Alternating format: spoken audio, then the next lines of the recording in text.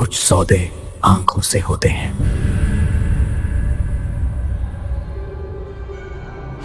सुखविंदर की मौत को 1 हफ्ता बीत चुका था।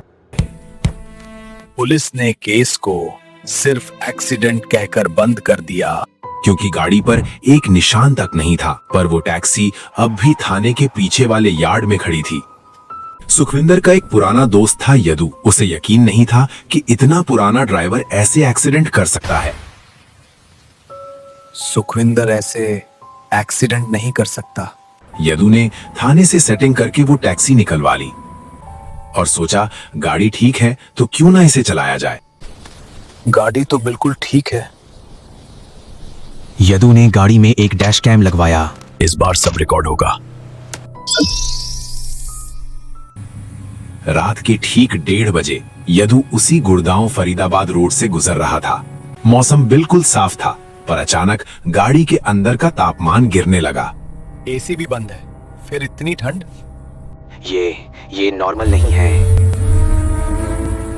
अचानक रेडियो पर वही शोर शुरू हुआ। अरे बंद हो!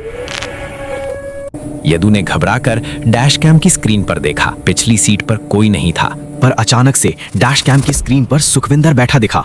पर उसकी आंखें नहीं थीं, सिर्फ 2 खाली गड्ढे थे जिनसे काला खून बह रहा था। पीछे मत देखना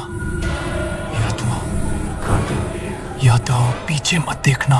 तभी रोड के बीचों बीच एक लड़का खड़ा दिखा। यदु ने घबराकर ब्रेक मारी। लड़का पास आया। उसका चेहरा बिल्कुल पीला था। उसने खिड़की थपथपाई। भैया, मेरी माँ खो गई है। उसके हाथ में ललटेन थी, सफेद साड़ी में। यदु का शरीर ठंडा पड़ गया। उसे याद आया कि सुखविंदर की कहानी में बुढ़िया ने इसी नाम का जिक्र किया था। उसने दरवाजा लॉक करने की कोशिश की, पर गाड़ी के सारे लॉक्स अपने आप खुल गए। मोहित पिछली सीट पर बैठ गया। यदु ने हिम्मत करके मिरर में देखा। मिरर में मोहित नहीं, बल्कि वही बिना चेहरे वाली बुढ़िया बैठी थी। उसने अपना हाथ आगे बढ़ाया। उसके नाखून अब 2 इंच नहीं, बल्कि 5 इंच लंबे थे। मेरे बेटे को ढूंढ लिया, अब मेरी आंख दे दो। मेरे पास कोई आंख नहीं है। सुखविंदर की आंखें पुरानी हो गई थी। मुझे नहीं चाहिए। अचानक गाड़ी के सारे शीशे अंदर से काले खून से भर गए। ये क्या हो रहा है? यदु को बाहर का कुछ दिखना बंद हो गया। बाहर कुछ दिख ही नहीं रहा।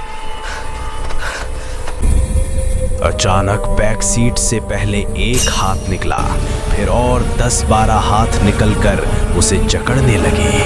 तभी उसके कान में एक भारी आवाज आई। या तो तुमने अपने दोस्त की निशानी ली, अब उसकी सजा भी लो। अचानक कार का बैलेंस बिगड़ा। अगली सुबह वही टैक्सी उसी खाई में मिली। इस बार ड्राइवर सीट पर कोई नहीं था। ड्राइवर कहाँ है? पर जब पुलिस ने डैश कैम चेक किया तो उनकी रूह कांप गई।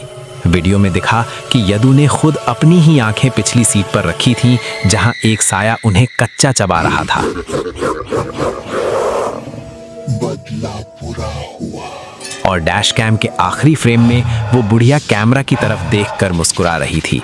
उसकी सपाट चमड़ी पर अब यदु की आंखें चमक रही थीं। अगर आपको ये जाना है कि मैंने सुखविंदर और यदु को ही क्यों मारा, और सुखविंदर तो मर चुका था, तो उसे बुढ़िया की कहानी कैसे पता थी, उसका राज नेक्स्ट एपिसोड में खुलेगा। तब तक के लिए इस चैनल को सब्सक्राइब करो और लाइक कर दो।